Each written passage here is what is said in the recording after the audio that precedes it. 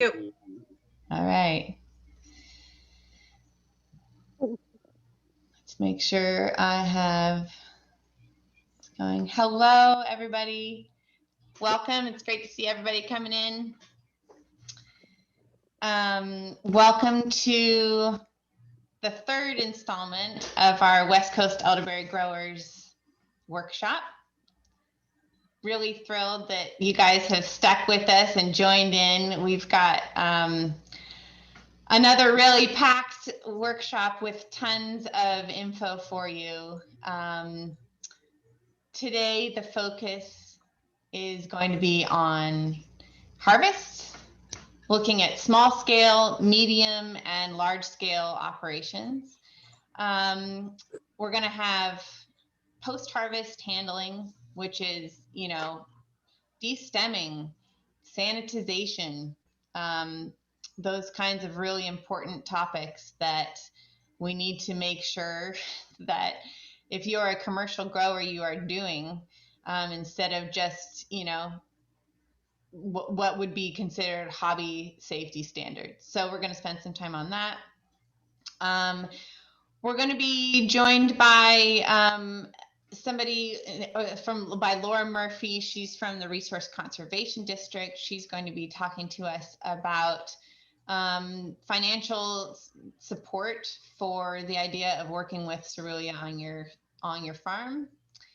And we are going to be joined by Gwenelle from UC Syrup, which is the UC Davis Research Department, and she is going to be working on or talking to us about their look at market research. A lot of questions came in about what are the markets for elderberries, where are they, how are people buying them, how are people using them, etc. So she's going to just quickly run through what they found with their market research study. And then we're going to be making sure we save plenty of time at the end for Q&A with you guys, and talking about future of West Coast elderberry growers, and of course asking for your input about what you would hope to get out of a future organization with fellow growers here on the West Coast. So we're thrilled that you're here.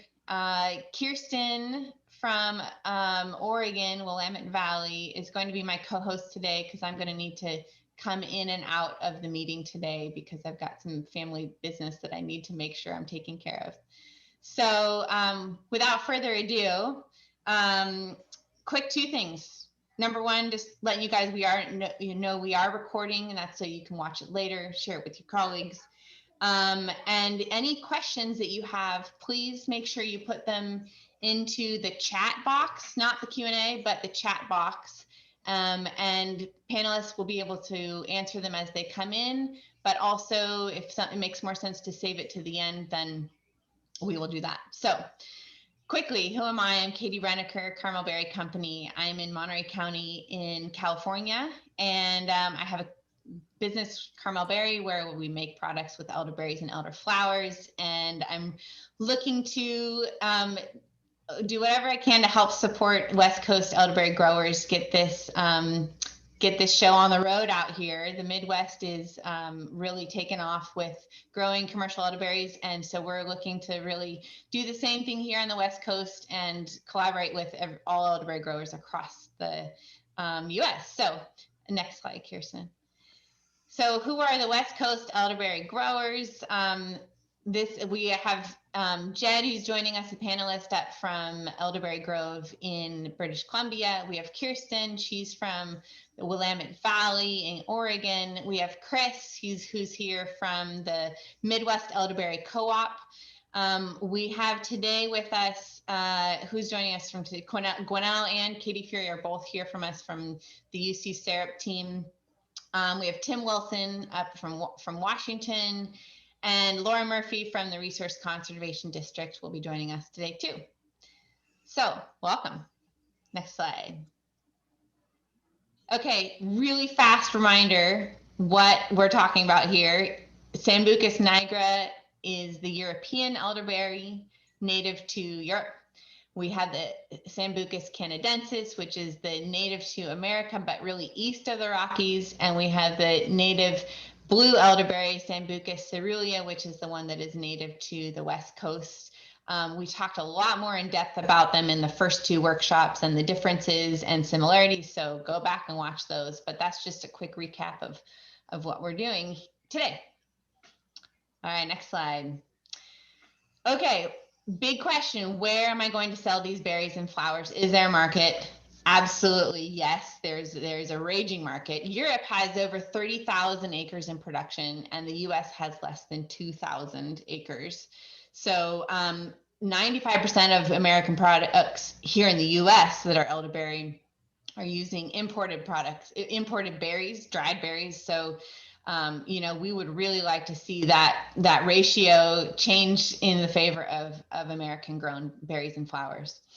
Currently, most elderberries are dried that are used, but most of the U.S. elderberries are sold fresh, frozen. So there is definitely a market for dried elderberries and flowers. Freeze dried is definitely a great option for nutrient preservation, but it's also the most expensive. So another thing is that there's a huge market for juice. You know, there's a lot of producers that just use the juice. And so a value added product for a farmer would be to figure out how to juice on site and then sell the juice. I've just figured out my own cost of labor and kitchen time to work out to be about $7 per pound of juice. You know, that would of course change by where you are and what kind of kitchen you're using and what your labor is and stuff like that. But that's just kind of give you an idea. Chris sent us the current market, the current prices for elderberry growers that elderberries are getting through the Midwest Elderberry Co-op. And so you can see it's about $4.50 to $5 per pound for that bulk frozen, destemmed, and packed. And Midwest Elderberry Co-op has some standards about how they need to be sanitized and packed in order to be sold through the co-op. So that is the price that they are currently paying for elderberries, which, by the way, has at least doubled since I've been working with them. $18 a pound for thermally dried berries. That's just the dried berries that we're used to thinking about dried berries. And then there's $65 per pound for freeze dried berries, which is, you know, it's really high, as Chris is saying. That takes it's too high to be sustainable, but it is a hot commodity right now. So that's that. Okay, next slide. If I could just jump in quickly, yeah. I've been paying $35 a gallon for the frozen juice. And I have one brewery in the West Coast in Northern California I've sold hundreds of gallons to. There's a lot of demand for breweries, whether it be kombucha, beer, and of course wineries for the juice. And there's about $8 pounds per gallon, I believe, is how many pounds of elderberry juice is in a gallon. It's about 8 pounds. Thanks, Chris. We got to a funny view where it's just Chris. I don't know if we can get back to the panelists. Somehow Chris got as the, we love seeing your face, Chris. Right.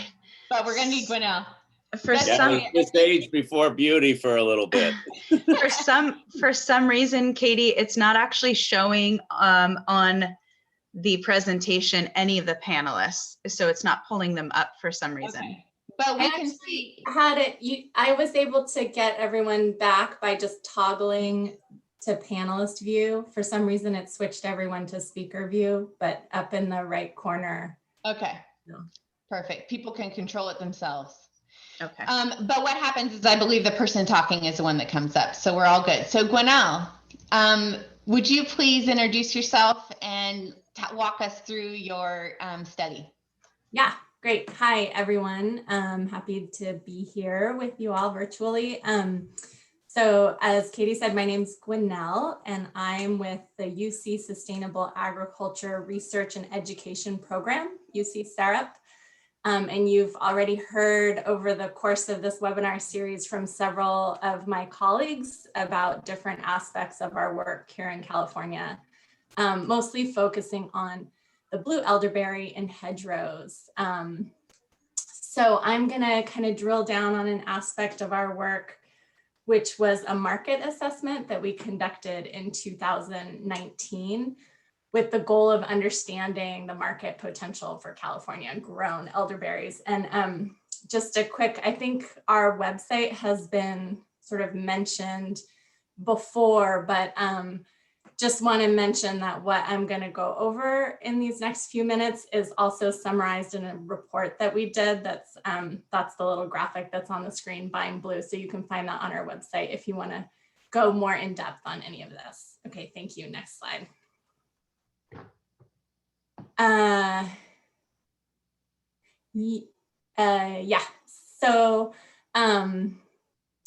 So I think, you know, folks have just talked about like how there has been really kind of exponential sales growth in elderberry products.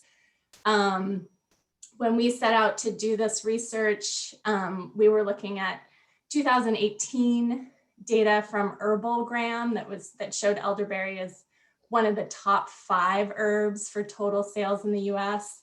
And I was just looking yesterday in 2019, it jumped to the top 3. So there's a lot of interest in elderberry, as Katie said, and as others have said on this series, the majority of the supply is coming from Europe. So it really does seem like there's a lot of opportunity for domestic supply. And so we wanted to focus on understanding the perspective of California buyers. And I realized that there's a lot of attendees on this webinar that aren't from California, that are joining from outside of California. And there's been just a wonderful variety of information shared from all up and down the West Coast and across to the Midwest. But our research was focused on California because we're an extension program based in California, and because our funding was coming from the California Department of Food and Ag. So that's why you'll sort of hear me talk about California grown a lot.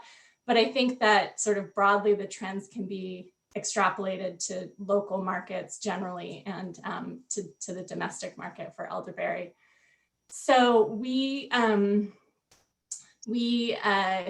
had 3 methods of data collection. One was that we sent out an online survey to people who used elderberries or elderflowers to make products. So we call those the value-added processors. Then we also conducted interviews with retailers and store buyers in Northern California. So this was like grocery stores and natural food stores.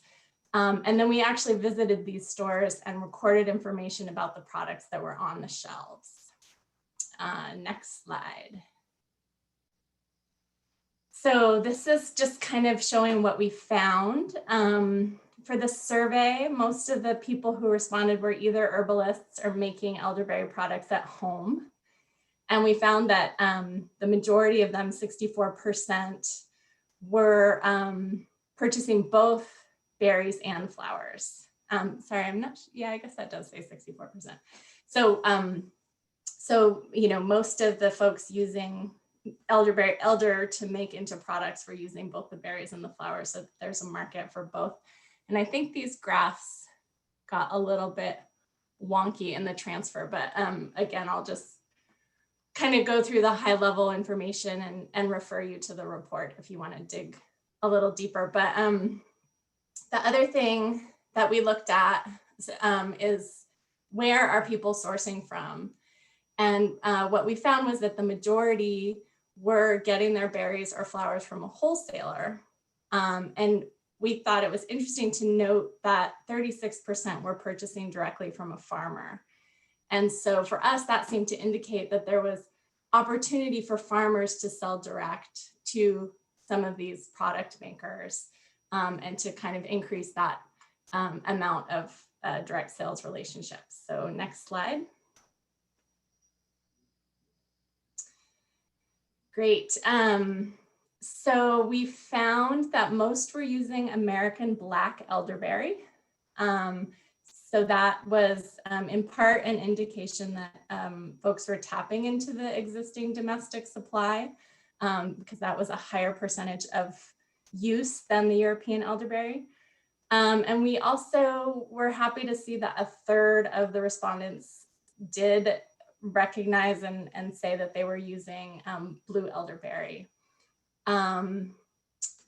Also, most of the people responding to the survey did not find enough supply to meet their needs and did see increasing trend of demand and said they would definitely purchase California grown were it available. So sort of seeing all kind of positive trends there.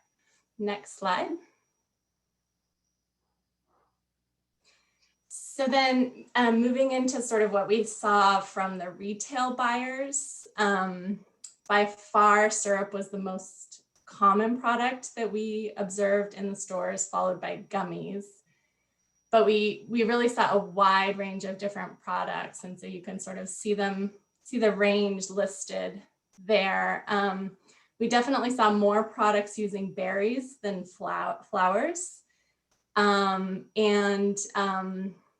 We, mirroring the trends from the value added processor survey, the retailers also said they perceived increased demand and were enthusiastic about purchasing products made from California elder.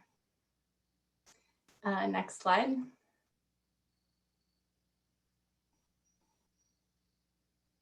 And so, yeah, one more back. Great. And so this is just kind of giving an overview of how these different groups saw different product attributes. Whether the elder was certified organic was more important to the smaller scale processors than it was to the retailers. For the retailers, the most important attributes were consistent supply and price. They were more price sensitive. But both of the groups, again, sort of just really saw trends of increasing customer demand, and they both felt enthusiastic about a niche of California grown. Next slide.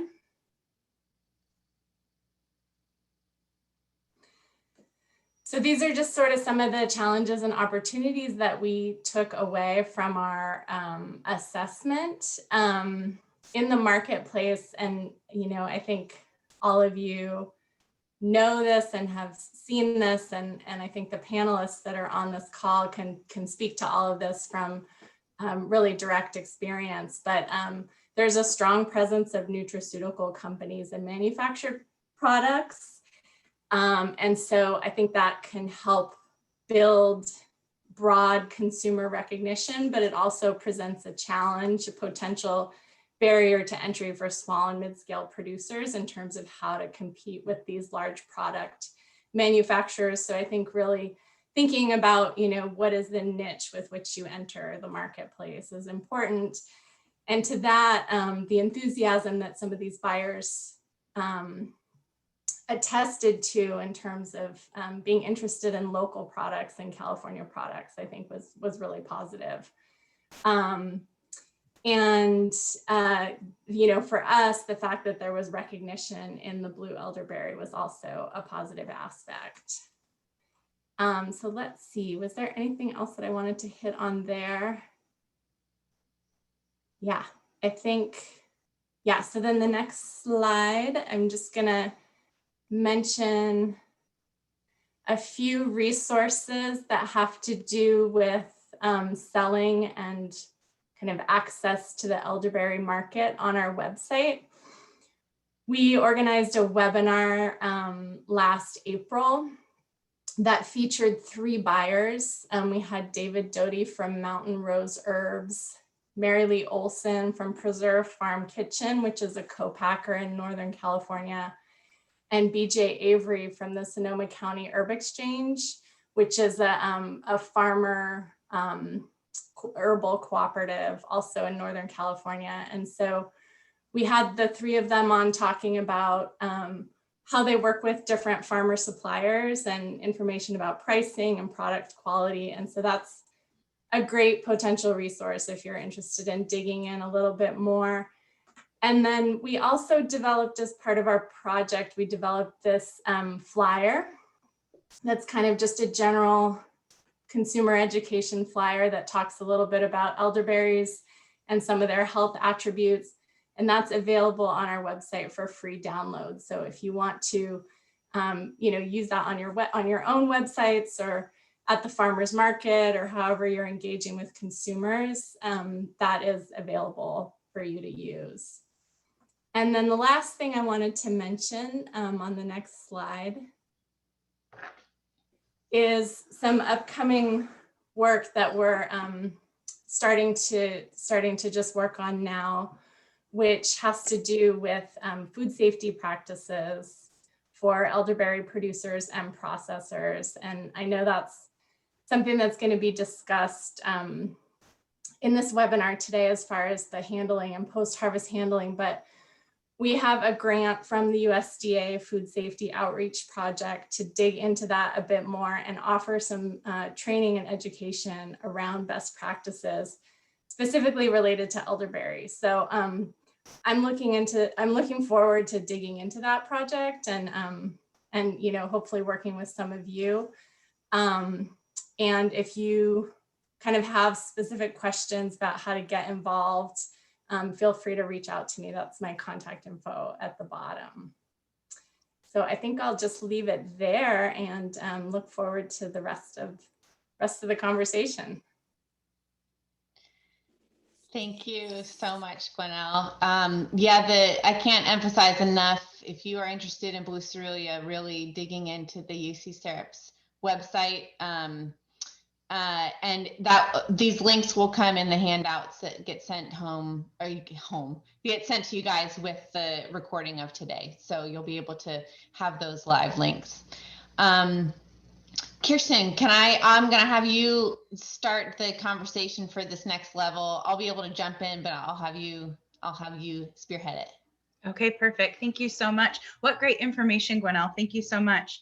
So we wanted to talk a little bit about harvest and post-harvest considerations for elderberry. And we've broken it down basically into three groups: small scale farmers, which would be up to 1 acre. And then we have our medium-sized farmers and our large scale producers as well. And one of the great things about small scale farming is that you get real creative. And so we wanted to talk a little bit about some of the creative methods that Katie herself has used and myself as a hobbyist breaking into the actual commercial side of things. And one of them would be these the great use of food grade products that are available to us these days. So when you're harvesting, typically you're snipping off your flowers, your berries, and then the question is from people, what do I put them in? What kind of bins and totes? And I'm in wine country, and so we have a lot of used totes that are available to us out here, but another alternative for people would be food grade buckets or bins as well. And there are some considerations that you do have to understand when you're in the field. It's a food product, so you can't just throw them on the ground, scoop them up later, and move them to processing. You actually have to keep those bins and totes off of the ground for sanitary reasons. Katie, anything you want to add to that? No, I think go for it. You're great. Okay. And the next one is, we get a lot of questions. This is probably our biggest one, about how do we handle destemming? And one of the things that we hear a lot in the groups is people will say, especially in the hobby field, I just freeze them and then I shake them against the side of the bucket or the bowl, or I use a fork and I pull them off. And that's really great for small scale. But if you've ever done more than just one elderberry plant with that, it's extremely daunting, and it is not the best use of time, because everything you do on a farm is an expense, or it needs to be managed very strictly time-wise. So we find that rubbing them over screens lightly, basically in the world of herbalism, we call it garbling to some extent. We're using our garbling screens.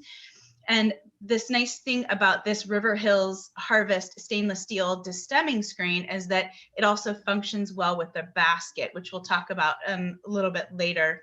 But you lightly will rub your berries, your cymes all over this screen, and then it pulls off the berries. And there's a couple options. People will make sure to use food grade stainless steel. You cannot use the chicken wire or the hardware cloth that you get at the hardware store. That's not going to work because it's a treated galvanized, and this is a food product. So you have to shift your way of thinking now from home hobbyist to somebody that's producing a commodity, and there are standards for that. So we have to use food grade stainless steel.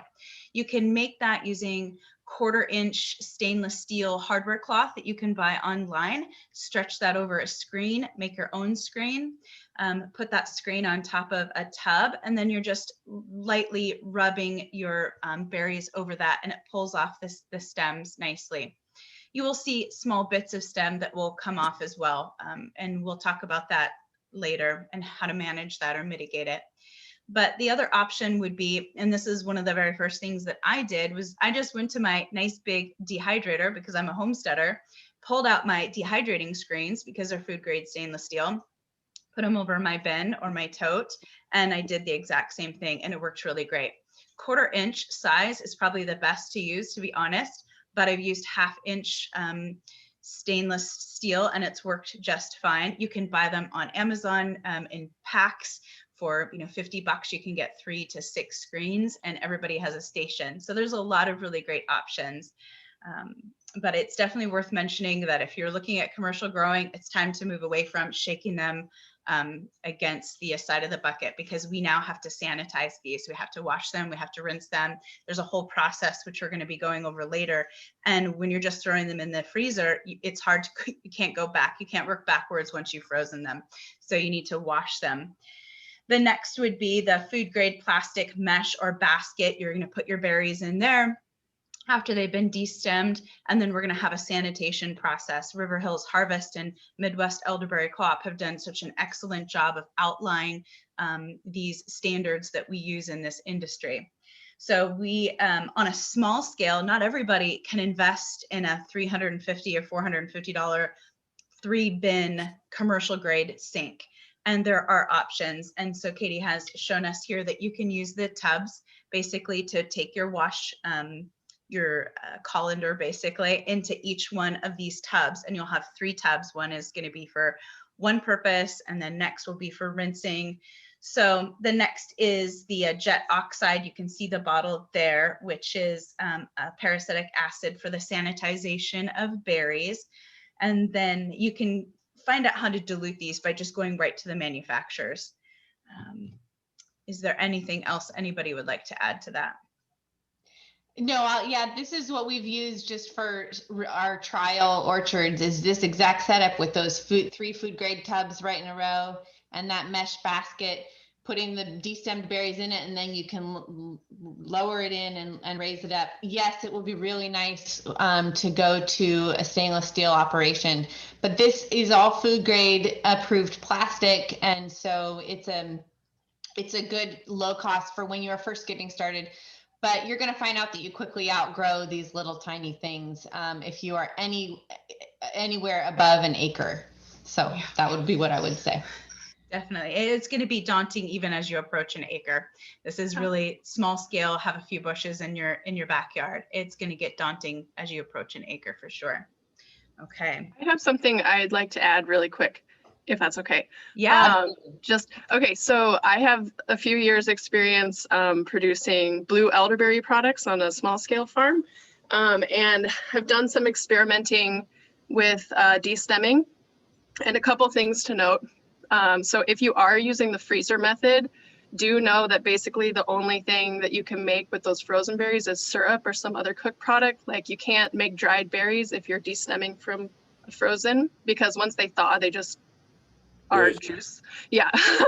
And then, so in my experience doing the fresh destemming of berries on a mesh screen, like Kirsten's talking about with blue elderberry, some of basically it works really well for some trees, and then it really doesn't for other ones. In my experience, it seems like there's different shapes of the berry umbels. Some are really like clumped together really tight, in a ball, and those really just don't destem very well. When you press them against the mesh, they just kind of like get mushed.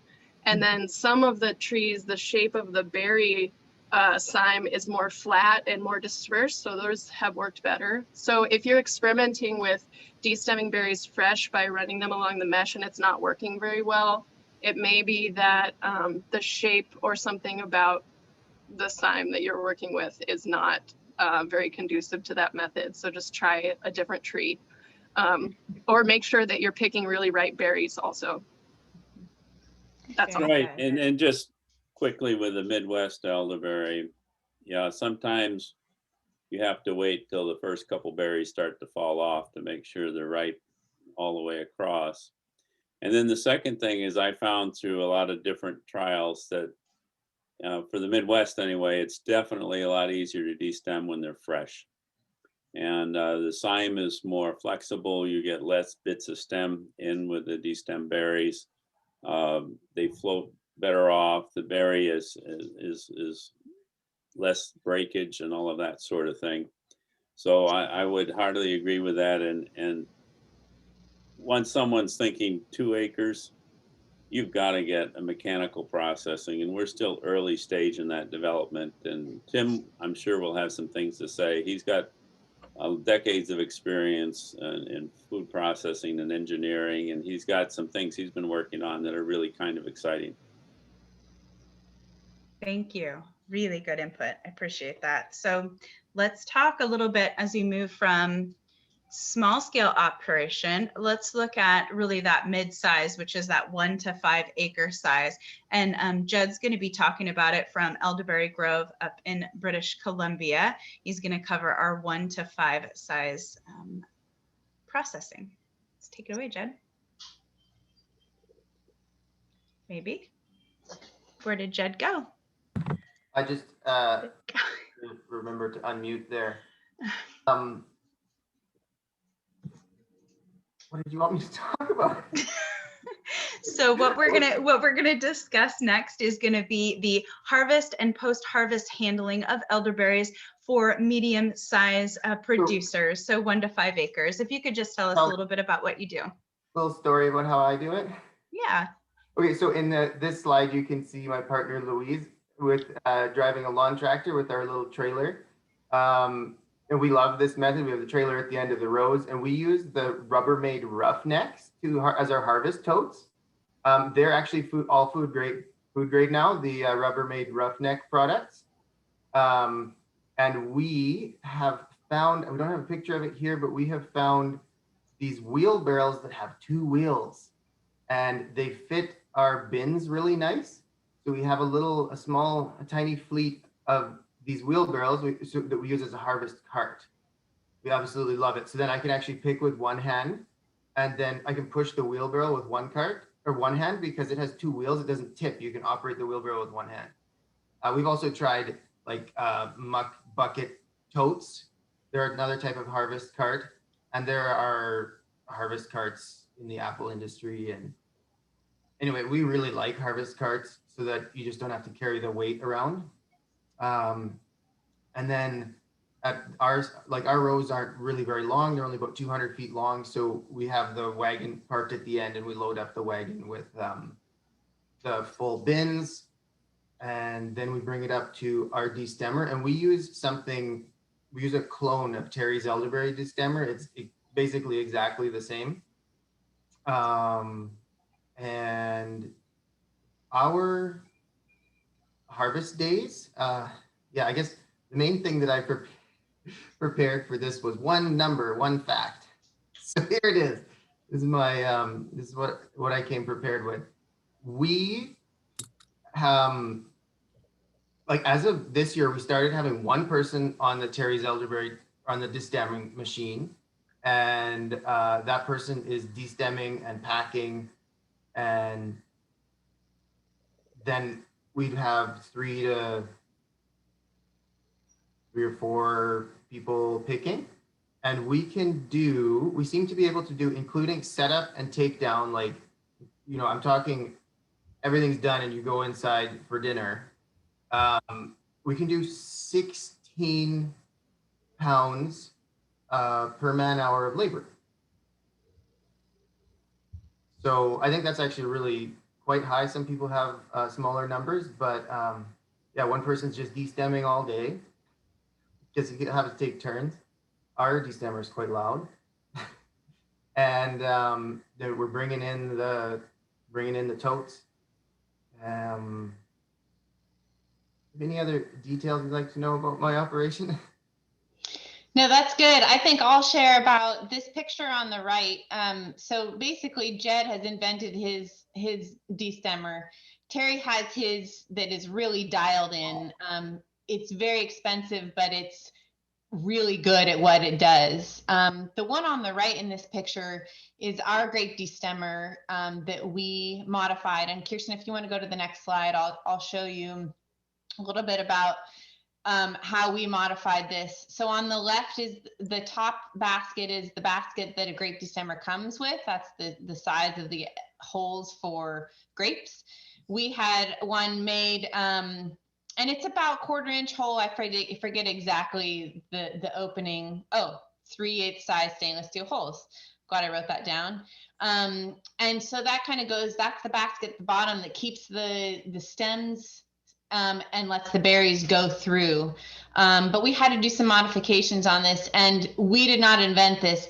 We've been learning about this from a bunch of other elderberry growers that have been tinkering with this for a decade or so.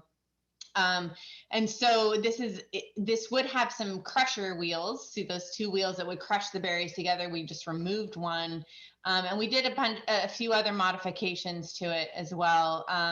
So that's one idea. If you go to the next page, the next slide, this is another one. Chris, you want to talk about, this is another model that someone else has come up with. Yeah, this is Mike Brecker's destemmer. And this is not what you would use in, I mean, he's used it, but it's a prototype, and he's got to make it in stainless in order to be used for commercial purposes. And basically he tows it through the field and, throws berries in it. And then on one end on the cyme, and then he's got a bucket at the other end that is collecting the destemmed berries. I have another grower in Kenyon, Minnesota. I found that photo after I had sent this one in, who's a winemaker, and he has a circulating cylinder that he holds up at like about a 45 degree angle, and he destems using that.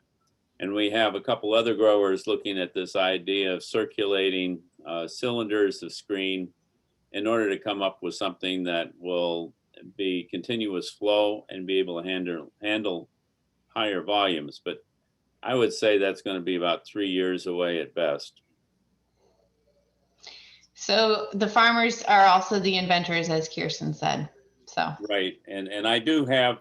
I'm working with University of Minnesota Forever Green and some other Minnesota food and ag institutes to put together a request to the state legislature to get some help for the engineering, because typically the ag programs that are there, grants and things, won't pay for anything like this. But this is key to getting high scale production and processing so that we can meet contracts from buyers who they want to know how much they're going to have and can be assured of it before they start developing a product.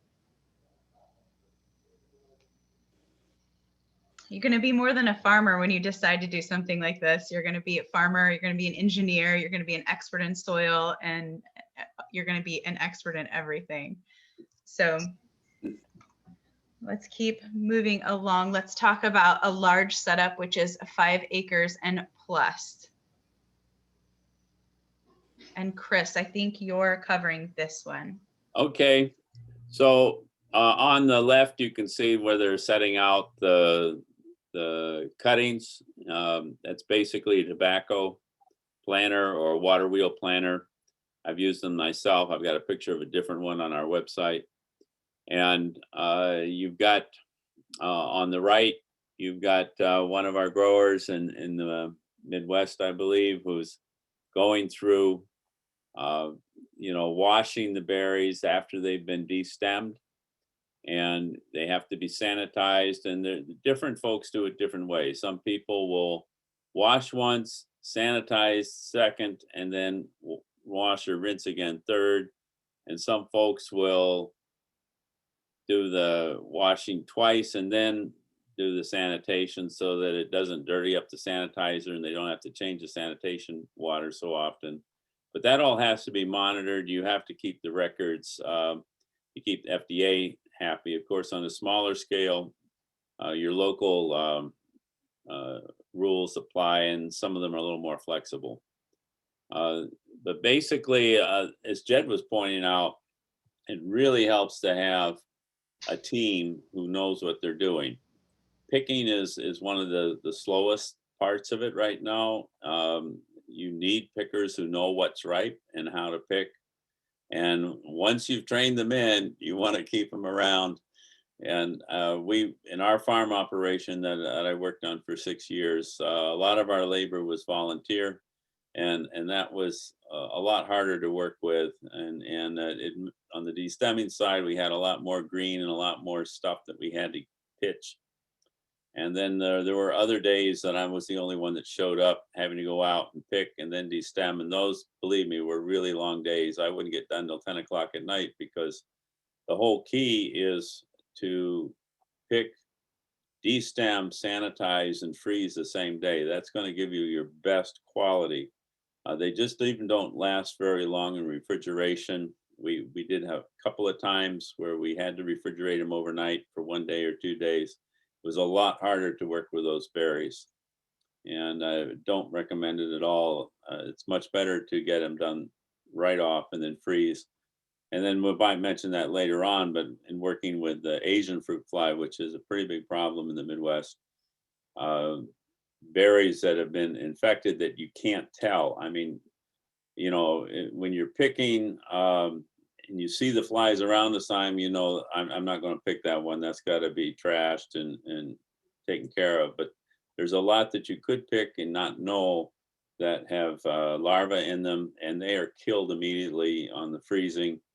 And unlike the North American fruit fly, which kind of destroys the taste of fruits, the Asian fruit fly has a yeast in it that does not harm the flavor of the elderberry and the elderberry juice. And so that's the good side of that. It won't really impede your product quality if, you know, you're obviously if you're getting something that you can't really tell is damaged. You know, anything that's damaged, whether it be bird poop or whatever, or too much eating on by some creature, then, you know, you don't harvest that and sell it. So let's see, if there's questions, you know, we'll answer the questions. This is, I mean, believe me, your hands will be purple. All right. Well, here's a quick video. You can get to this. This is Terry Durham from River Hills Harvest. You can see he's using his destemmer, and it's a great opportunity for us to kind of just look at how that's going to work. Let me just speed this up. If you go to the River Hills Harvest YouTube channel, he's got a couple videos up there, and this is one of them.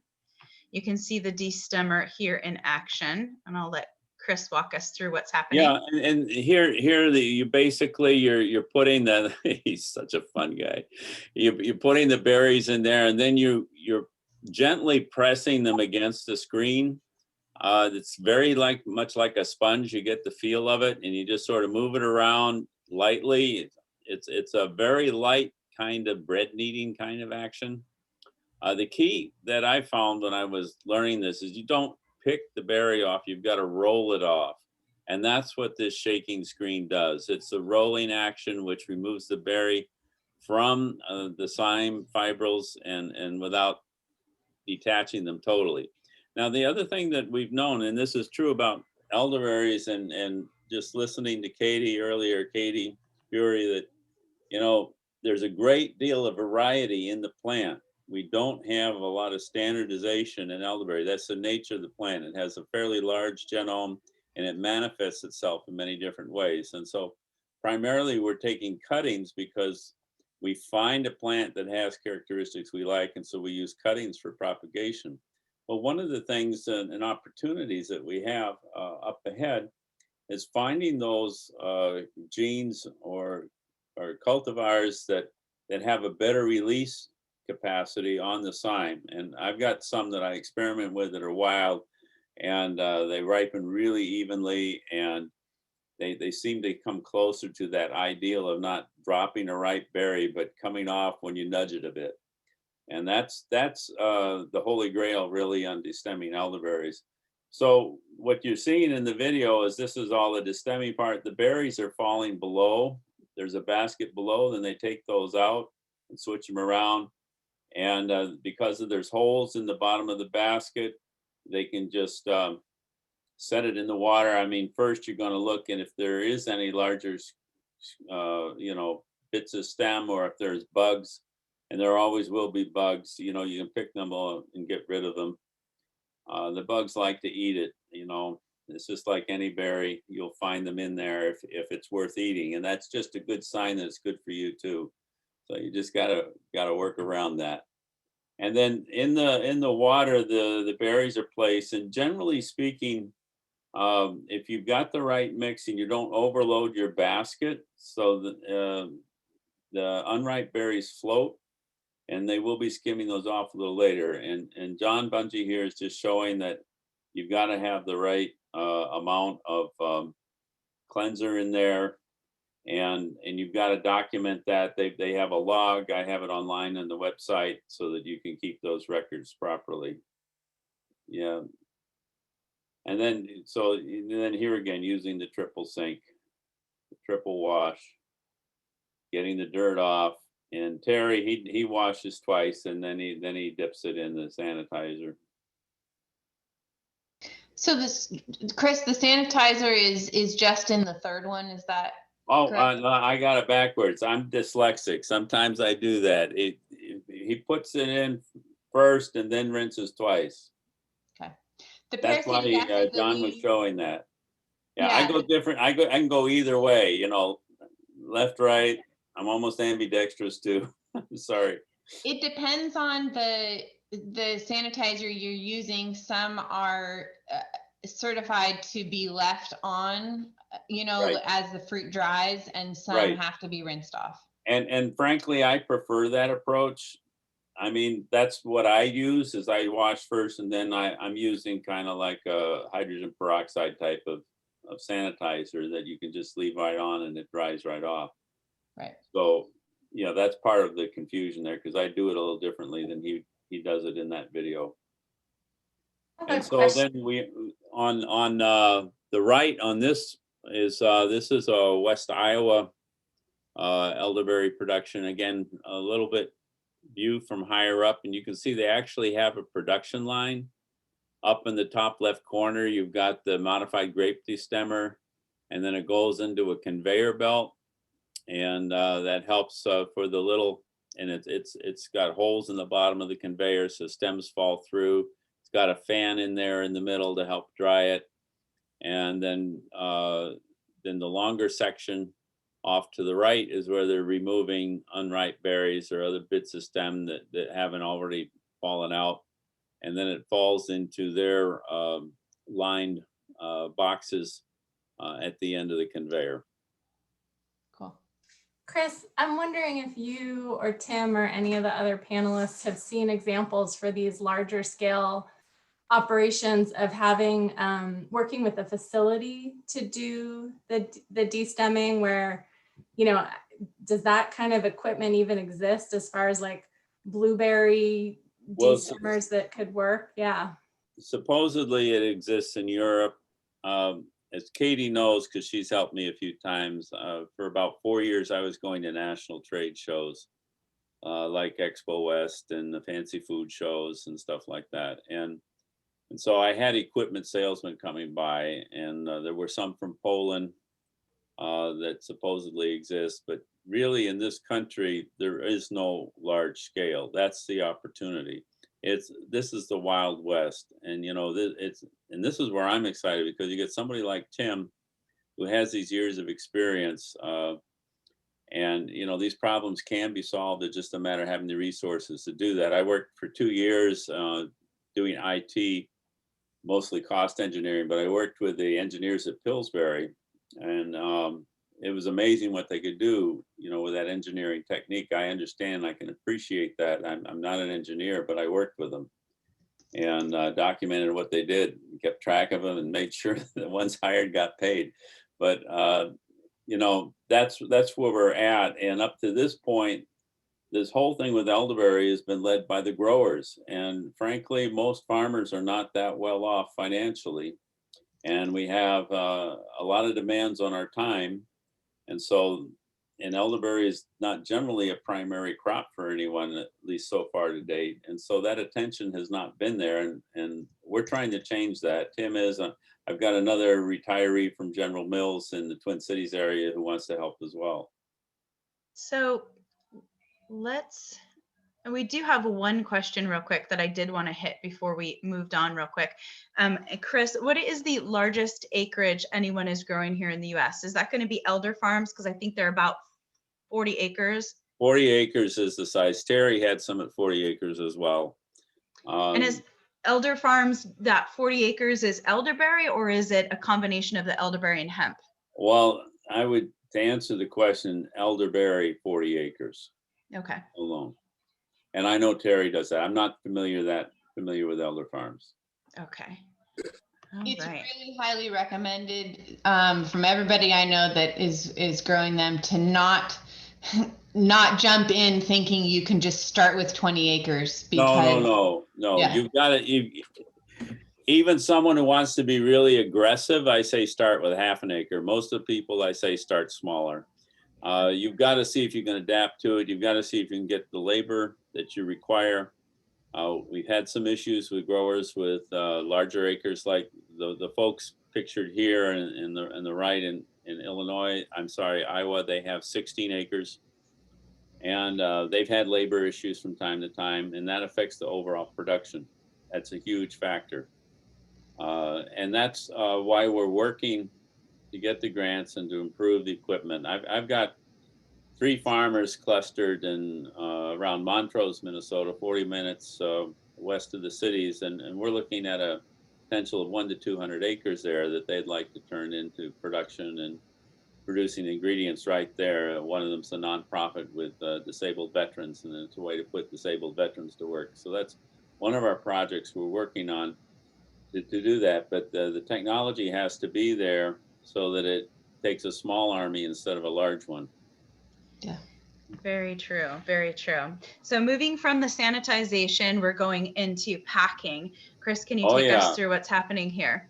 Yep. So basically, and we've skipped a few things, but we use screens to sort of skim the berries and stems and bugs off the top. And then the basket is set to drain for a number of minutes, so most of the water drains out. And then it has to be scooped into these food grade buckets, and there's a scale. And if it's packed right, you can get 25 pounds of, the Canadensis berries in one of those 4-gallon buckets that we get from Uline. I've had some folks who've had a hard time getting the full 25. That's usually because there's a little too much water, or they haven't, you've got to shake them down. I had to pick them up and drop them a couple times to get the air out of it, but that works, and that's our standard. And we can put 1,600 pounds on a pallet using those 4-gallon buckets, and that's been the most common for, shall I say, mass production at this time. And that's because that's what Terry set up, and he was one of the original commercial growers of any size. As you see him there with a purple shirt and the glasses on the left.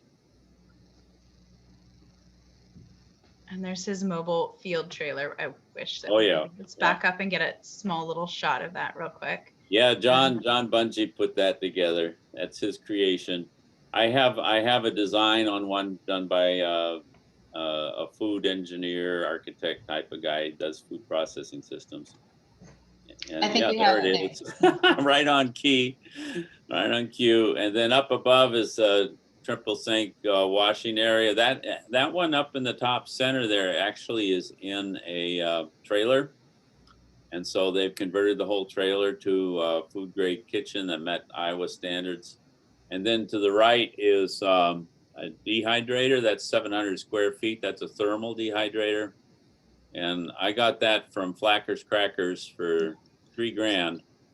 It was their original dehydrator that they outgrew and needed to get rid of and couldn't sell. And it was a price I couldn't say no to. And it's not the best for drying berries because it's made to dry crackers. But, you know, instead of 36,000, I paid $3,000. So make it work. Make it work. That's like the farmer's phrase, make it work. That's right. Before we go on though, let's have Tim chime in. If you want to go back to that other slide, Kirsten. Tim, would you please just touch base with us about what you've been working on and your, you know, what you're dreaming and scheming on? Okay, well, right now we're working on perfecting really the small operation that we did this year. And some of the things that you all have talked about are very common ways of processing any kind of small fruit and berries, you know, the whole washing and drying and de-stemming green berries, but what I'll call green or raw berries. And I have a lot of experience in the food industry, like Chris said, decades, about 35 years. I've processed everything from, you know, bananas, a lot of apples, worked in a plant that was doing about 240,000 pounds of apples a day. If you can imagine that, it's about 40 truck and trailer loads a day. We've done grapes. One of our plants, we processed about 90% of the grapes in southeastern Washington into juice for the grape growers and the vintners. So I've seen some pretty big operations. There are some machines out there, like you asked about earlier, for de-stemming. Most of them are based around something like what you have, Katie, a grape de-stemmer. Back in 2000, we did 20 tons of wild elderberries at the plant where we normally do the grapes, and we used that system. And it worked pretty good, actually. And those berries had been frozen on the stem in bulk, not IQF'd like what we're doing now. But they were frozen in bulk on the stem and then thawed out and ran through the de-stemmers. And it worked okay. A little messy, but the recovery was okay. So then this year, when we got into it, I looked at an alternative means of de-stemming. And I've been one of those that over the years, for my personal use, we froze the berries, you know, on cookie sheets in a big freezer and then shook them off the stems, and that worked pretty good. And I always thought, well, that's a pretty efficient way because it was really very clean. But the issues you have with that is that if you pre-wash, you know, the berries all stick together in a big clump, so that doesn't work. So we looked at how can we do our pathogen reduction step without using all this water. And what's recently been approved over the last 10 years anyways, it was pretty common in use for treating water, but it's been approved to use ozone gas to do your pathogen reduction step. And so I've been working on systems that are going to utilize ozone gas for the pathogen reduction step initially, so that we don't have to use all that water, create all that wastewater, and also get the berries wet and make them stick together. So what we have done is we ozone the berries when they come in fresh from the field. One of the other things we do that's maybe a little different than what a lot of folks are doing now is I have the pickers pick in 6-gallon food grade buckets with food grade liners in the bucket. So when the berries are in the bucket, they pull the bag out of the bucket, and that's how they come. They're not dumped and handled and rehandled, because at that point, really, we find out that the berries are quite tender, especially the blue elderberries. I think in comparison to the black elderberries, there's quite a bit of difference in how they want to come off the stem. Yeah. what I've seen. And Chris, you chime in here, but you've probably seen both. I haven't really had a lot of experience with the black elderberries, but I've dealt with blue elderberries basically my whole life. And is that an accurate statement? Well, I haven't had the blue ones in my hand, but from just watching what I've seen, I know they're handling different. They are different. Yeah. We can be sure of that. So the process that I am using is we ozone the berries literally while they're still in the bag they were picked in. Okay, and when we treat those berries dry and fresh, we give them 15 parts per million of ozone gas for 30 minutes. And that is adequate for a 99% pathogen reduction step. If there's any bugs, if there's any, maybe a bird dropping or two in there at that time, it kills 99% of that. And really, when you look at what we're doing with the berries, in an IQF process, those berries are going to be further processed down the line, which will have a pasteurization step of some sort. So what we're looking at doing now is we ozone, we get the berries in from the field, we give them another inspection on an inspection table after they've been ozone gassed. And then through the very beginning part of the process, they go through another chamber where they get the ozone gas again for that same dwell time. And then they are frozen. So right now they're batch frozen in a blast freezer to IQF them. And then I have a small prototype rotary destemmer that I've designed that works really well. We went from doing 25 pounds an hour per man hour to doing about 125. I think I had one day there where we averaged around 175 pounds per man hour. And that's in the box. So that's pretty good, I think, for a small operation. The design that we now have, all the engineering is completed on the larger system design. And our target for that is 2,000 pounds an hour of IQF berries in the box. And so the steps to that are the ozone, when they're fresh, the first, what we will call a HACCP step. If anybody's familiar with the HACCP, is a hazard analysis and critical control points.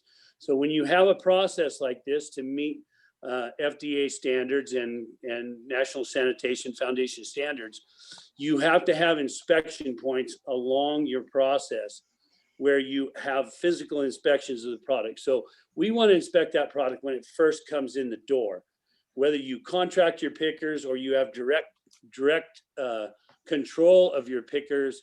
And that's something that I don't think, Katie, you didn't get my stuff recorded yet for the last one. And I was going to take a few minutes to talk about what I talked about there, but that has to do with the organic certification, or really food safety laws in general, is the tracking of the product, the training of the employees. It's critical that when you have people picking, whether you contract those pickers or you are in control of them, that they have the proper training and the understanding of the sanitation procedures that are involved in a food product.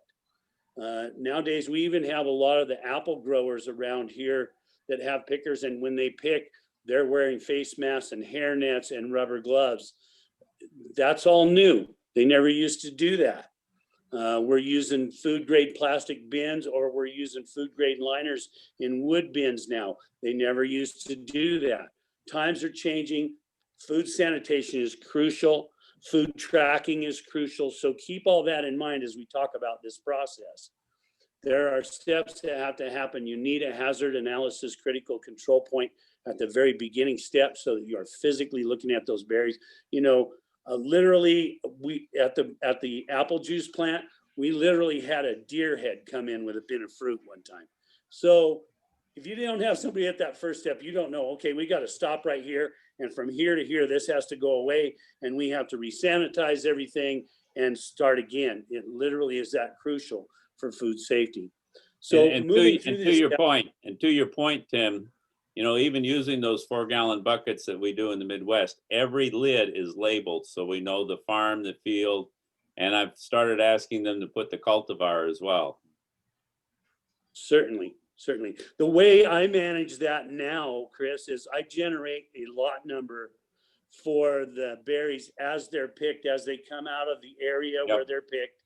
And that lot number will guide me to the picking crew and the picking crew supervisor, and exactly the area where those berries were picked, what time they arrived at the processing plant, the whole 9 yards. And that goes all the way back to the boxes, when they're shipped. That lot number that's on that box, I can track all the way back to where those berries were picked. Yeah, we And got that a really, similar process, Okay. only we can use farm numbers. Yeah, and that works. As long as you can get back to where that came from. The generation of these lot numbers is critical for food tracking, and that's all part of the USDA's food safety laws that we all have to follow. In small operations, if you're picking your own berries in the wild, and it's a cottage type operation, and there's a lot of those laws that you can forego because they don't apply to small operations. But we're discussing larger operations. Like I say, we're talking about being able to handle a ton an hour is our target. And I think that will keep, go ahead. Even just because we have an example of a smaller operation, but we do something similar as well, whether we're required to or not, just to have lot numbers and to know what day each berry was harvested on, what field it came from, is still important, even if it's not legally required of us. We do it because it's a good thing to do. That's all. Mm-hmm. And Yeah, the it other gives part you of that too, information. It gives the farmer information and quality control. And this is really important from the cooperative's perspective because we're a very decentralized organization. And so we need these similar procedures in order to have internal quality control. We could Yes. probably go so far into the weeds on this because it is Oh, yeah. it is really We can. scalable. Like Judd said, if you're a small scale farmer or a mid-sized farmer, understanding these larger considerations is something that you have to wrap your head around early, because if you start implementing them when you're doing an acre and you're slowly able to scale that as you move forward, it's going to make everything so much easier as you start to get larger and larger. And really that's the goal. One of the things Again, that is starting small, doing it right the first time so you don't have to re-educate or everybody involved later on. Right, absolutely. So One of let the me things, just, if Go I ahead. could just hit on a few of these other main bullet points that I want to get out there. We talked about the HACCP points. My system, we're looking at individually quick freezing the process, doing the stem separation after the freezing process, also a secondary debris and stem cleaning step. And then from there, it really goes directly to the package, to the pallet, and into freezer storage for shipment or use at that point. Some of the other points that I want to make, and like what you're saying, Kristen, is the last thing I would like to see any of these growers do is plant 15 or 20 acres, put in their little process, and have berries and product made on the shelf. And at some point have an inspector come out and go, well, you can't do this. You can't produce food. And if something wrong with their process, and say, I'm sorry, but we're going to have to recall all of your product and it's not marketable. So be aware that under the cottage laws, you're protected. But once you get above that medium to large size, there are certainly laws that pertain to what you're doing. And you want to make sure that you work with your local health department inspectors. They're a great resource. They'll guide you through what you need to do, even if it's basic operations. There are I just want to amen on that, Tim. And I do know in Missouri, there were a fair number of small operations shut down just like that. This is a reality. Yeah, you can get a lot of money invested and then turn around and get spanked real hard. And, you know, they really do want to help what we're doing. The most government agencies, if you were to connect with the Department of Commerce and have them give a ruling on this, they're going to tell all of these government agencies that they're going to encourage them to work with small farmers to develop their products because it's good for our country. Yeah, Bottom I would absolutely amen that, because our experience with the local health authority here is that they want to help us. They've been so helpful. They want us to succeed, right? So they're just making sure we do a good Absolutely. job. And if you contact them And first, in ask general, for help. Yeah, and in general, those folks are extremely well qualified. Many of them have years and years of experience in the food industry that are either doing a second retirement job, or they're very well educated and experienced in seeing a lot of different food plants and a lot of different operations. And they know what and where to look and exactly how to point you in the right direction. And if you get in with those people early on and build, and there again, we talk interpersonal relationships with these people, they are just a huge resource for you.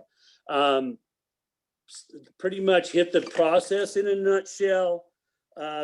If you're looking to do a process, a couple of steps that will really help you out when you go to look at where and how you're going to do it. For sure, look at your infrastructure. Make sure that you've got enough power. Make sure that you've got NSF compliant water supply. You know, you can't just tap into a well and go, hey, it's good enough. You can use well water, but it's got to be certified and tested on a regular basis, and more than likely either be RO'd or filtered. Make sure that you've got proper wastewater connections or a septic system that's certified to handle food type waste. Because if you're doing a wet system at all, you're going to have juice going down the drain, and you're going to have cleaning chemicals going down the drain, peroxide, all of this kind of stuff. If that's going to your city sewer service and it's any large amounts, they need a heads up on that. They need to know how to deal with your specific food processing waste. It's special.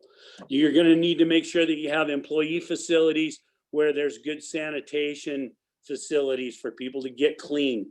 Make sure that people understand, especially with the COVID thing that's going on now, training. I can't emphasize that enough, of all your employees, and sanitation. And making sure everything that you're using is NSF and food grade sanitized. If you have ideas for new processing equipment, make sure that you follow what's called 3A guidelines. There's a whole set of regulations that pertain to food grade manufacturing. You know, all your welds have to be sealed and polished, and there's just oodles of things to get into. And that's another pile of weeds that we can get into neck deep. But just ensure that things are 3A compliant with their construction methods. If you use a fabrication shop, make sure that they're 3A certified, stainless steel fabrication shop. Usually stainless shops are not the same as mild steel shops. They do food grade or they don't. The other things, good manufacturing practices, GMPs, as we refer to them in the industry. Look up GMPs that pertain to food processing and the manufacturing and construction of good manufacturing certified equipment. That's another big one. Another thing that I'll throw out there, just in processing and in the process for folks that are doing wet process or folks that are making juice, be aware that there are companies that make enzymes that are specific to different types of juices and different types of fruits that will help you gain recoveries. Valley Research is one that comes to mind. There's a few other enzyme manufacturers for the food industry, but I haven't heard anybody talk about if they're adding any enzymes during the processing of their juice to help release more of the sugar structure of the cells. But that's something, just before I forget about that, everybody needs to know about enzymes. I don't know if they've been doing that yet with elderberry. Yeah, I think it's a little early on, and I don't think the volumes are high enough really to make it probably financially practical, because, you know, we, in the apple fruit industry, we had enzymes that were $1,000 a gallon. Yeah. But you use them by the drop. but they're very specific to temperature and time and that sort of thing. So we're probably looking at that down the road, more in the juice processing end of it. Right now, I'm really focusing on being able to handle a large harvest quickly, get them into frozen storage, and we can do what we want to do with them from there. For dehydrating, I have started dabbling in that a little bit. Now I really am looking at freeze drying on a large scale.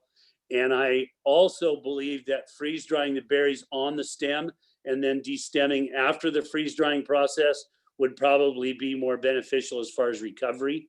Right now with what we're doing, we're getting about a night between, depending on the berries and where and how big they are and how they were picked and whether they were a little damp or not at picking, we're seeing between 95 and 98% recovery on the destemming process we're using on the frozen berries. I think that's pretty good.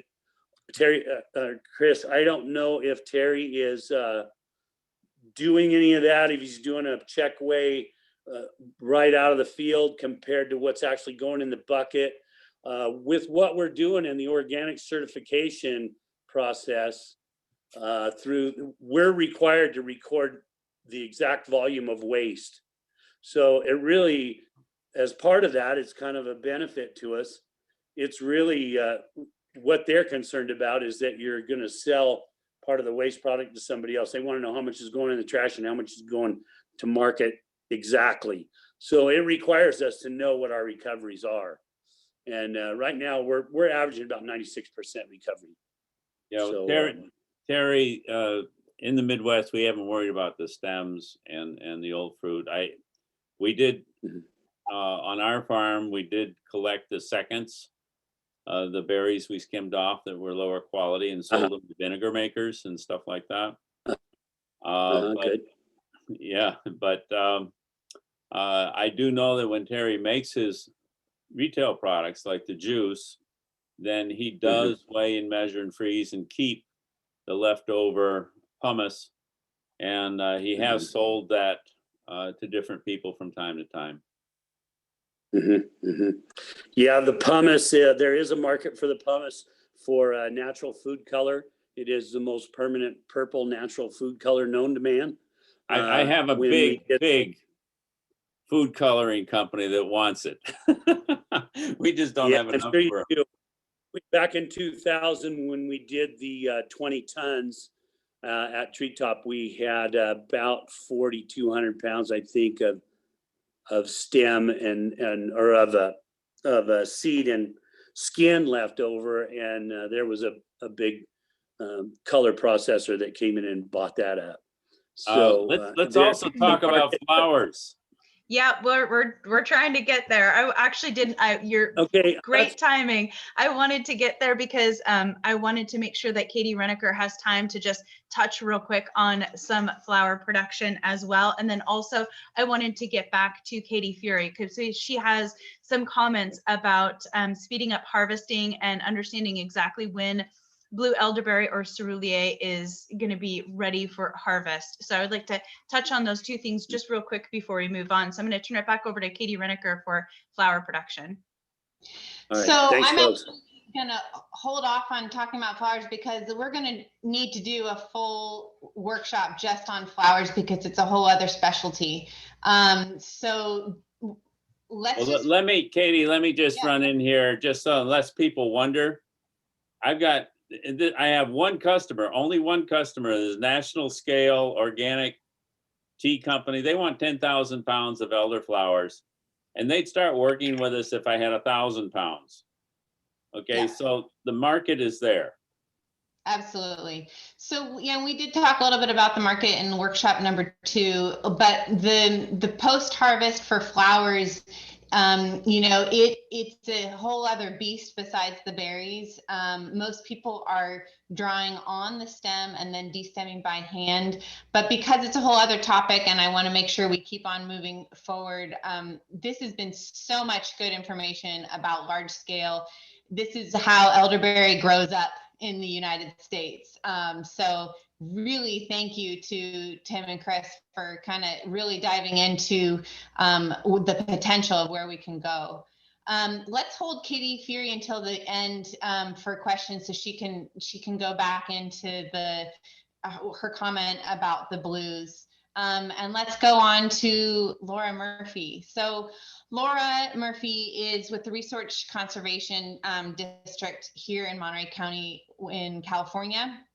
And so, Laura, if you could please just introduce yourself, what you do, and then what you're going to talk to us about today. Thank you. Absolutely. Thank you, Katie, and thanks to everybody for this great workshop so far. So as was mentioned, I work for the Resource Conservation District in Monterey County. I'm a soil scientist there. I also have a small hobby scale elderberry production of my own, and so I've been maintaining kind of the thread of the conversation around elderberry production, and in my opinion, it's well positioned as a specialty crop to grow here in the Central Coast region. But I want to give everybody a very, very large scale overview of kind of how to get into the network of accessing funding and technical assistance as a farmer, really, not just for elderberry production, for any kind of farmer. These are going to be some of the key network elements that you want to consider in terms of accessing technical assistance and also funding opportunities. Next slide, please. So that's kind of how I framed it here in terms of the Farmer Support Network. I encourage all farmers to be in touch with and be familiar with their local conservation districts. So that would be, in our case, the Resource Conservation Districts in California. I think in Oregon and Washington, they might be called Soil and Water Conservation Districts, but Conservation District is the common theme. Typically, there's going to be an office in every single county. And every conservation district is unique, being local, being special districts. We're sort of quasi-governmental, but some are funded actually by a tax base, some are funded only by grants. And so each one is going to have a different flavor, a different area of expertise, and they're going to focus on very local issues. And then we have the USDA, which is of course a federal entity, and it has a lot of programs and departments, but one of those departments is the Natural Resource Conservation Service, and that we shorten to NRCS. They are almost always co-located in the county with the local conservation district, and they tend to work hand in hand. So if you're in touch with your conservation district, they can be a liaison to NRCS and their programs. Also, your state Department of Agriculture often will have technical support or financial support in the form of grants available to farmers.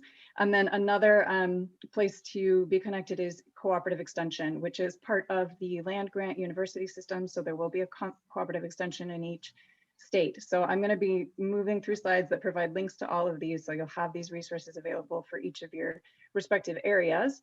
One last thing to touch on is that there is a plethora of private and non-governmental resources, such as the Sustainable Ag and Research and Education Program. UC SARUP is connected with the University of California system, but you know, we have friends here who have presented from SARUP. They actually have a small grant program available directly to farmers interested in sustainable agricultural practices.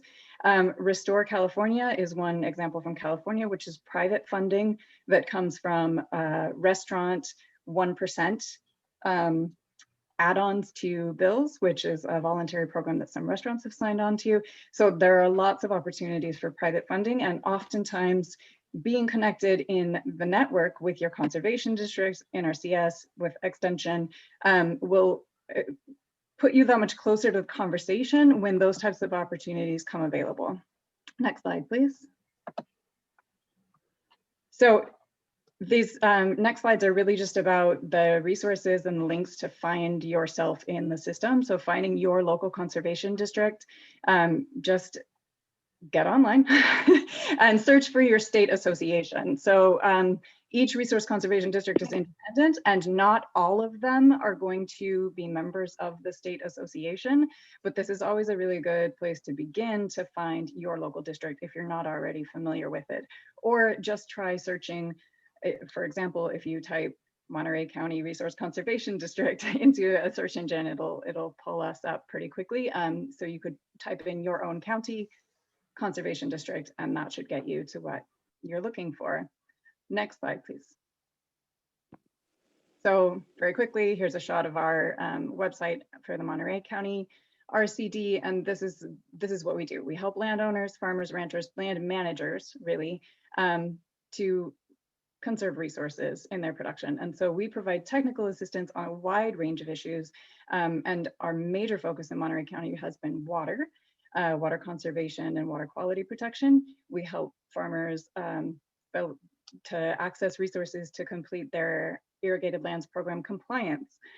We are non-regulatory. All conservation districts are non-regulatory. They're all voluntary. They're all support organizations. So very approachable. Next slide. Okay, so another step, usually by going through your local resource conservation district, you will get connected with NRCS, but just in case you want to go directly or learn more about what types of NRCS programs are available, you start here at this website, and then you can start to narrow down to your state and ultimately your location, or again, put it into a search engine, look for NRCS in your county or area, and that should pull up a website where you can ultimately find contact information for the conservationists that'll be in your area. The way NRCS works typically for their type of funding program, EQIP in the Environmental Quality Incentives Program is one of the sort of first and foremost ways that farmers will access financial support with NRCS, but it all starts with a site visit. So you'll invite them to come out and check out your ranch and talk about what you're doing on your farm, talk about what your plans are, talk about what kind of conservation practices you might want to implement or what types of resource issues you're facing. And you'll start to develop a plan and find out what types of funding is currently available and how the process works from there. Next slide.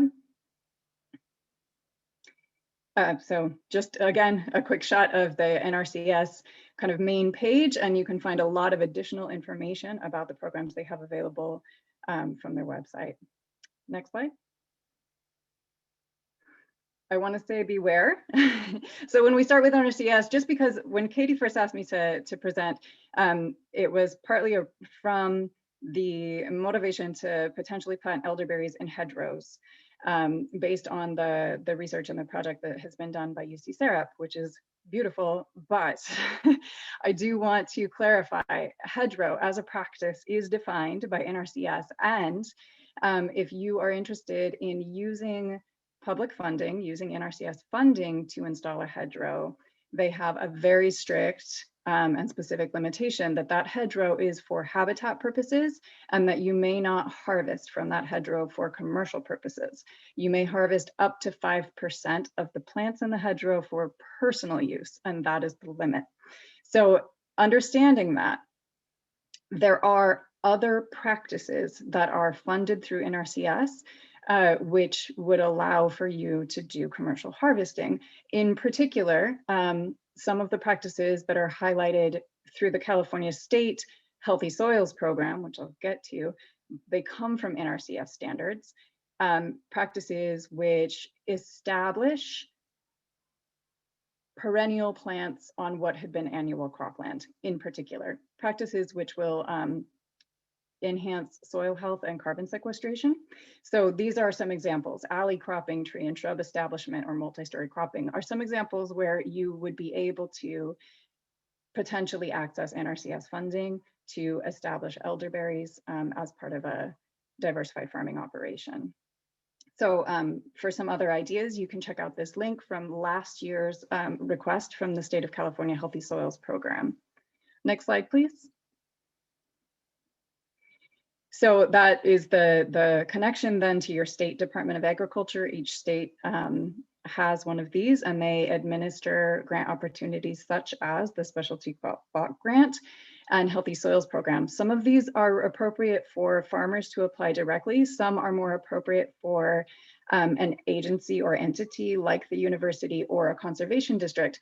But the point is that those places need to know that there are farmers in their area who are interested in a particular type of crop, a particular production practice, and that they need the resources. So it's clear from the conversations that we've had in these workshops that there's an interest in elderberry production in certain regions at least. And if these people the people that are in the agencies and entities to support farmers are aware of the interest and the need, you can work together to submit some of these larger types of grants to really build out the missing elements. So these are just the links to each state Department of Agriculture website where you can find more information on grants that may be currently available.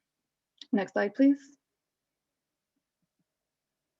And so finally, cooperative extension is another good place to be connected. Again, cooperative extension agents or advisors will be located in your county or in your larger region. They do research and outreach as a part of the university system, but they're knowledgeable about local systems and local concerns. So it's a really excellent place for continuing education for farmers, but also to be connected again, because if you're willing to participate in cooperative research, you may be able to access resources through working with extension to implement the types of projects that you're interested in. And again, you have links for each of our Western states here. Next slide, please. And so in conclusion, basically, I'm available if you need help to navigate any of these resources or want to troubleshoot any project ideas. If you need technical support, especially if you're here in the California Central Coast area, as a producer, Monterey, Santa Cruz, and San Benito farmers tends to be the area that I work in in a broader context with our partners in those other counties. But of course, there are also districts in those counties to support you as well. But here's my contact information if you would like to reach out or have any questions. I'm not sure if any questions came through in the chat. I'm happy to address them. It looks like there's starting to be some resources that are popping up into the chat as well. And I'm sure that Katie will also include additional resources. I know that we talk a lot about West Coast specifically, and I'm hoping to be able to provide additional sources just to the general Western states for this group as well. So we can include hopefully on the website, which we'll talk about in a minute, resources for Idaho and Montana and Nevada and Utah as well that kind of are not part of the Midwest. They're here on the western side of the states, but they're not necessarily West Coast, but I'd like to have resources. But it looks like you just gave all that information they need to actually find that. So that's great. And I have to say, I have called personally somebody with this similar role in Missouri, and I'm from California, and she was extremely helpful in helping me navigate some questions where I am. So, you know, I'm just offering, Laura, I'm offering you it sometimes helps to have someone, you know, translate government programs to help understand which avenue is really the best. And then there is funding available to help. So thank you. Absolutely. Oh, this is mine. This is my turn. So one of the things that I really am excited about, so a couple years ago, I came back from a Midwest growers conference and was super excited. And I thought, this is really great. But what's going on here on the western side of the states? Because we've got our own elderberry that's native, and what can we do? And lo and behold, moving in a parallel manner, Katie Renneker was doing the exact same thing. And so we put our heads together and decided to bring in our resources and other growers out here to kind of bring all this information to everybody. And so one of the things that we're looking forward to being able to keep that in a central location is a new website. So this kind of kicked off with this online forum, and now we're moving into how can we maintain this amount of information.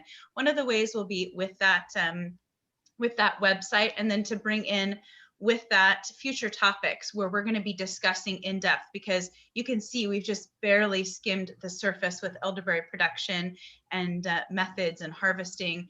So talking about in the future, we want to discuss organic certification, naturally grown versus conventional. What are your options? What are the best for you? How do you want to scale that? That is a big nugget in and of itself, as well as, like Katie had talked about, more in-depth discussion on production of flowers, growing considerations, and harvest handling, preserving as well. Also, there has been, I guess, a large amount of interest in working within the Indigenous population to give access to elderberry production and information surrounding that. So we're hoping to make a standalone presentation with that as well. Also talk about propagation of Caerulea, what we're doing. Katie Fury is working hard on propagation, as well as Jed and myself and several other local growers, to figure out how we can get this great plant out to more farmers. So you can expect to see something on that. And then of course, current research that's being done. There should just be a lot more information that's going to be coming at you guys through this kind of central point with the elderberry growers website. That being said, there was a couple things that I wanted to touch on. Why we wanted to kind of create this West Coast elderberry group wasn't just to get information out to people, but to find a way that we can fund more research, because there is not a lot of information about propagation. Well, if we want to have propagation trials, that requires funds to do that. And it would be great to just pull money off of the elderberry bush and make it happen, but it doesn't. So using an organized structure like the West Coast elderberry growers, we can provide information and services, annual conferences, field days, a lot more videos, in-depth guides to help people specifically here on the West Coast or in the Western states, and also network with our regional groups like Chris Patton's Midwest Elderberries. There's a whole bunch of information that we would like to present to folks, and through that format, we can then take some of those funds, hopefully, and fund some research and fund projects that are specifically geared towards, say, Caerulea or growing here in the West Coast. Like Laura was saying, support farmers as much as we can, and that's going to be the goal of the West Coast Elderberry Group. Katie, did you want to add anything to that? No, I mean, I think we've got some pockets of growers already starting to form. I mean, Jed up in British Columbia, there's a whole bunch of growers that have joined this conference that are all from within that area. Oregon, there's another cluster. Down here in California, it's a bigger state, we're a little bit more spread out. But again, this is our hope, is that this can be a way for us to continue to connect and share information like this, and really, as we've been talking about, grow this industry up, but do it in a responsible and respectful and thoughtful and collaborative way. Excellent. Very, very good. So we should have specifically that information for the website coming. I've been a little delayed. It's tax season. So once that gets out of the way, we'll be able to move forward into that. But you can look for us right now on Facebook. We have a Facebook page. We have also a Facebook group for commercial growers. And then we also have our hobby page. If you're watching this and you're like, nope, this commercial stuff's a little intimidating, don't worry. We have a hobby group as well. And so yes. We should probably go into, did you want to talk about your seed money or? Okay. Yeah, I'm just going to mention it really briefly. So my one goal in terms of helping support new growers is to be able to provide some sort of, incentive outside of big specialty block grants or something like that. That can be really daunting. Sometimes people just need a little bit of cash or cuttings to get that one row in to start going, or that half an acre. So I've put some money aside just from Caramel Berry, from the business, to be able to help other people get going, because I cannot wear the full-time farmer hat and the full-time business hat. So I want to make sure that I can help other people get going. So there will be more information coming to you guys just about this. I'm not going to spend time on it now, but I want to let you know that I'm really excited to be able to share a little bit of financial support for people who are just getting going. So we are going to have an application process, just so we can understand about, how serious are you about this, what stages you're planning in. So right now, if you're interested in this, we will be sending out some info about it. But make sure you're doing your planning, make sure you're doing your research, getting caught up so that so that we know, you know, how many feet you have in the door for this kind of thing. So I just want to mention that and say stay tuned. And I think now we're at Q&A. So Yes. People watching, please make sure you put your questions into the Q&A, into the chat box so that we see them, and just start throwing them out. We'll put them towards panelists. But while that's happening, how about let's go back to Katie Fury, if you're still able to jump in there and talk to us about what came to mind for you about the blues and the harvest. Right. Okay, so this questions and comments slide is actually perfect for this. Okay, so whatever scale you're producing at, you're going to be harvesting by hand because there's no mechanical harvester available at this point.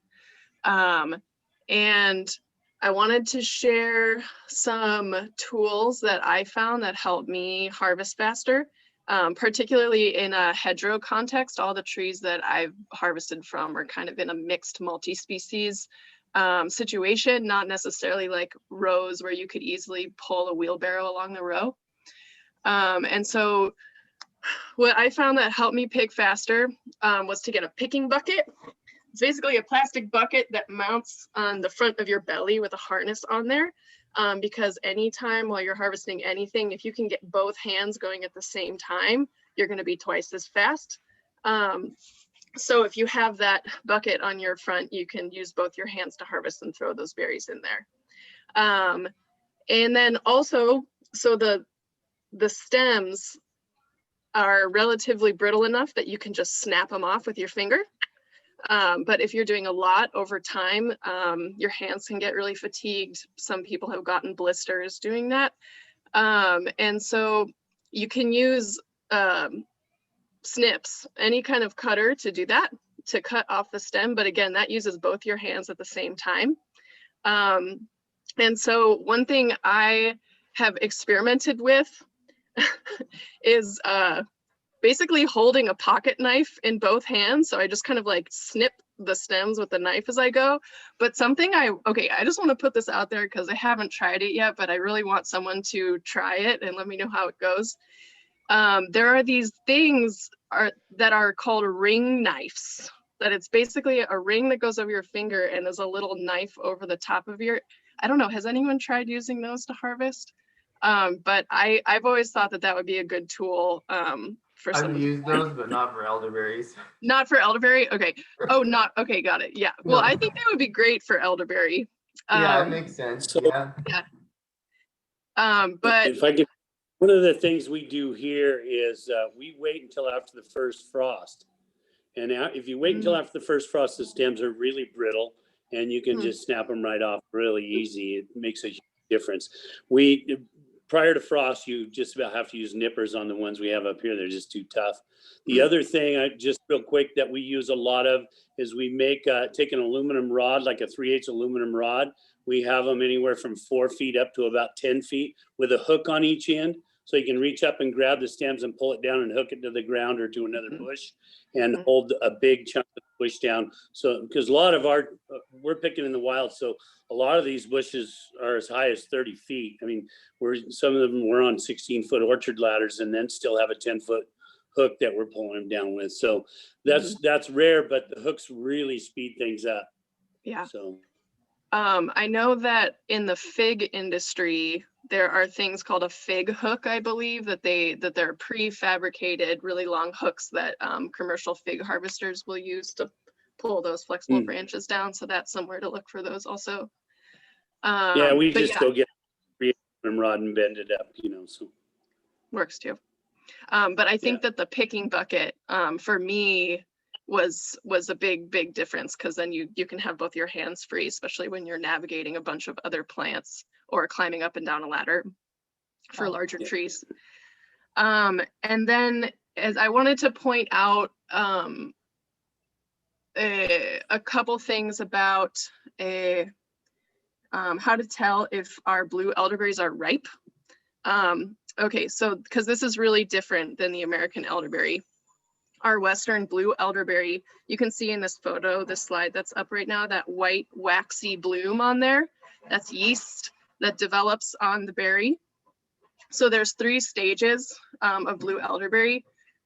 Before it gets this waxy white color, you have these like sort of dull, dark blue color of the berries.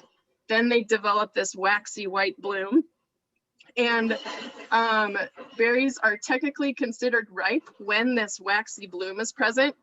But in my experience, the berries are more uniformly ripe, have better flavor, and are also easier to get off the stem. If you wait for that waxy bloom to start fading. So you'll see a cyme full of berries. Most of it will be waxy white, and then part of the cyme will be like dark black, shiny berries. And that's when you really want to be picking. Because if you pick while all the berries are waxy white, then you're more likely to have some berries that are green and uneven. If you give it a little bit more time to ripen and have that bloom start to fade, then your berries will be more uniformly ripe. And also blue elderberry, they hold on the tree for a really, really long time. As long as birds aren't eating them, those berries will stay on the tree for weeks and maybe even months without shriveling.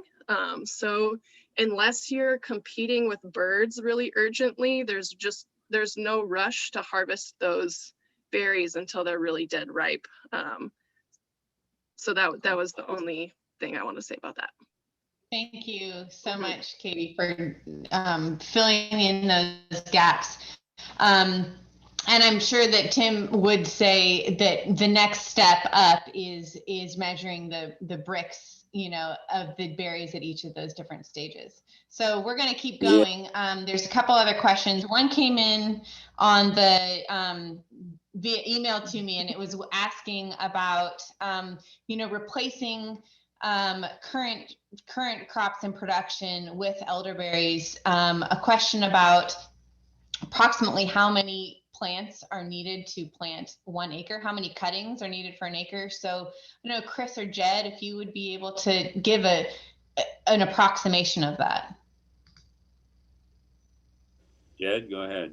It seems to me that about 1,800 per acre. That's kind of like, so that would be for a 1 acre field, and that includes like area around the outside to drive with your tractor. So if you have multiples of 1 acre, then you could actually fit more in per acre because you'd have less perimeter. And a follow-up on that was asking. That sounds about right, but it also depends on how far you space them apart. And yeah, so that's with spacing them kind of like 2 feet apart and your rows on 12-foot centers. And that's, suitable for Canadensis. Right. The follow-up part of that question, which we discussed in a bit more detail in the first workshop, is about the financials of the return on 1 acre-ish on elderberries. And that's a pretty long answer because it depends on, your labor force and et cetera. But any thoughts on that, Chris or Jed? Well, I do have 2 spreadsheet programs, one from the University of Missouri, one from Vermont, to help anyone explore that, and you can change variables on it and come up with what you're doing. And we have more. Those links are in the handouts from both the workshop 1 and workshop 2. So that's pretty good. Otherwise, roughly speaking, our growers are figuring, we tell people that for the Midwestern elderberry, you plant them 4,000 pounds an acre if it's mature, and your ongoing cost just to maintain that's going to be about $1 a pound, on the picking and everything like that. And the labor, no one's really tracked that really well. What Jed gave, I think, is probably one of your best estimations at this point in time that's out there. It made a lot of sense to me. If you want to see my spreadsheet, you could share my screen. In the interest of time, I want to keep on moving, but I will be sharing contact info for all the panelists that are willing to kind of help people on this. So let's do it that way, Jed. It's a really good spreadsheet. Let's make sure that we give you time to thoroughly talk it through. Okay. Yeah, so a lot of detail. Yeah, exactly. But start with the Vermont one or the Missouri one. Those are really good places to start. Somebody said I found good palm-sized nippers through A.H. Leonard with finger straps. So that's a really handy thing because then your hands can be free. Another question, how do you stop the juice from fermenting? And thank you very much. Tim, do you want to talk about that one? Yeah, I'll tell you what we do here is we bring them at the end of the day, every day, and we get them cold right away. And we, like I say, we ozone them and freeze them that day. If you can't get them frozen right away, you've got to get them cooled down as quickly as you can. If you have chilled water, if you're going to do a wet process, you can rinse them with chilled water. Do your sanitizing steps. Make sure your water's chilled. Get them cold. Get them in refrigeration. They'll last for up to 2 days that way, depending on how warm it was when they were picked. But and I think Chris would probably agree with this, but I'd say after 2 days, you're looking at fermented berries. Even if they're in a refrigerator, you're going to start getting some to ferment. Yeah. We don't take the chance. We freeze them almost immediately. Now, once it's juiced, this is interesting because once it's juiced, you know, a lot of that has been because you've sanitized them, you know, you've mitigated quite a bit. The juice, again, to keep it from fermenting, getting it cold or frozen or heat pasteurized and put into a finished product, the sooner the better, because of that. But we have noticed with forgotten tubs in the cooler at the kitchen that the elderberry juice tends to hold really well, probably because it partly has some antimicrobial compounds in it. But obviously that is not recommended. So yeah. The other thing is the pH. Well, the other thing on if you're going to use lemon process, you could do your pH reduction as soon as you get the juice made. Do your pH reduction and then keep it chilled.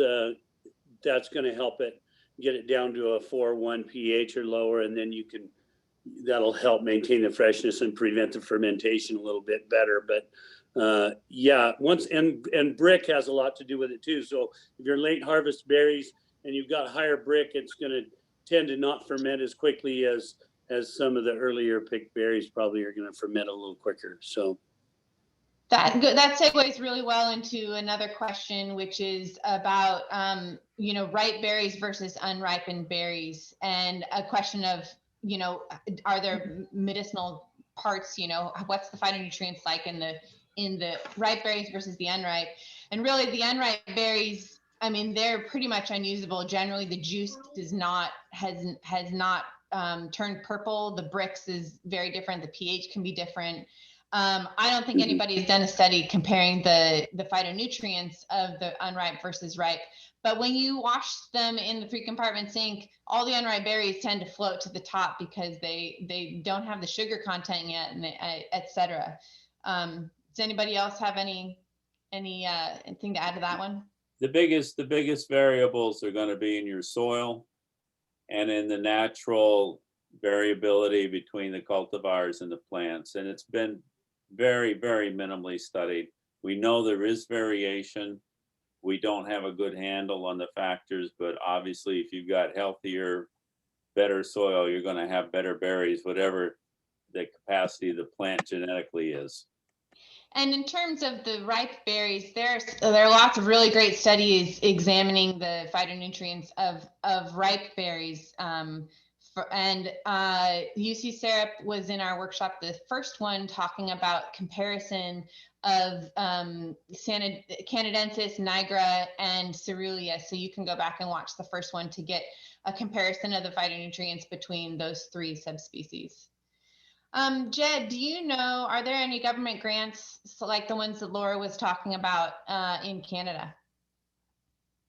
We know nothing about any government grants for actually establishing orchards. There might be some for building a processing facility. We've accessed that kind of stuff.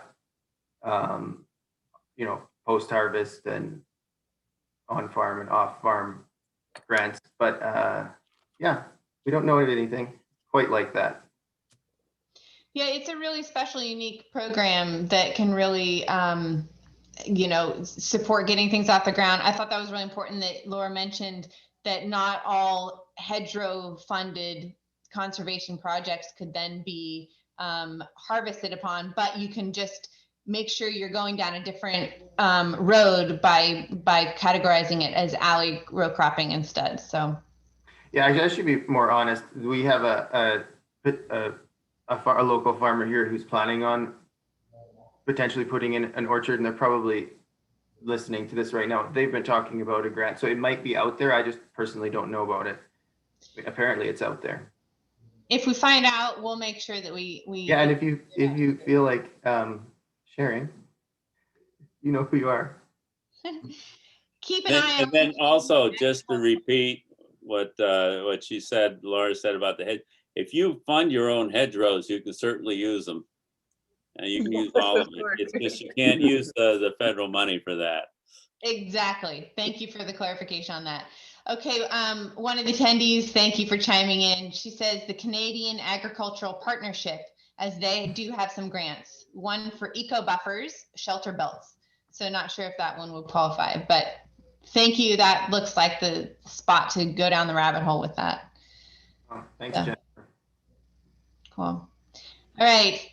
Any last words from the panelists about anything else happening? Anything? Well, I had one other thing. We're getting ready probably next week or the week after, as soon as I can get some time, to start taking some blue elderberry cuttings.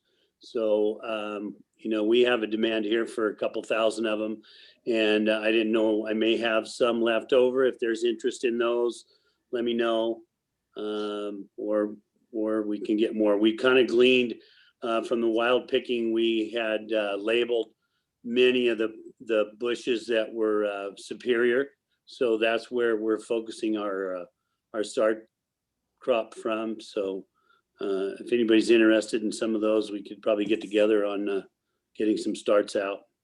Katie Fury, can you speak to that about the trials, please? Well, this is in the very beginning process. Me and another person, including people from this group, we're hoping to put together a standardized process. So people who are doing trials of cuttings will have a standardized way to take notes and record what you did, so it's easier for us all to compare results from our individual propagation trials. Because I know everyone is kind of doing their thing on an individual level and sharing stories, but it's kind of hard to compare experiences.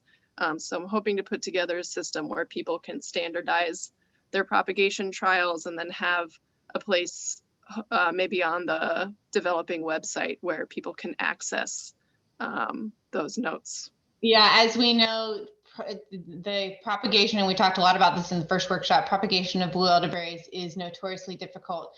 So there's about 10 people working on this right now. If anybody listening would like to be part of these trials and trying to really dial in on best practices, then let's make sure that you get in touch with Katie Fury.